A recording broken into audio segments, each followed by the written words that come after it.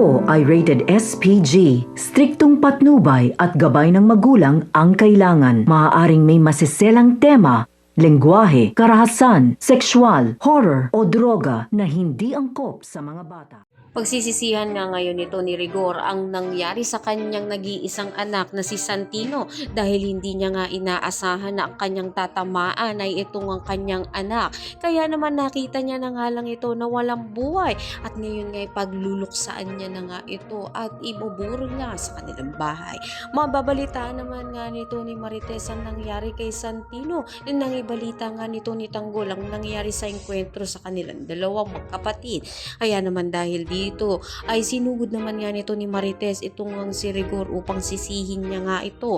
Ngunit hindi nga rin maganda ang paninisi nito ni Rigor dahil ito nga raw si Marites ang sumira ng pamilya nga niya at itong naging dahilan ng pagkawala ng mga anak nga nila.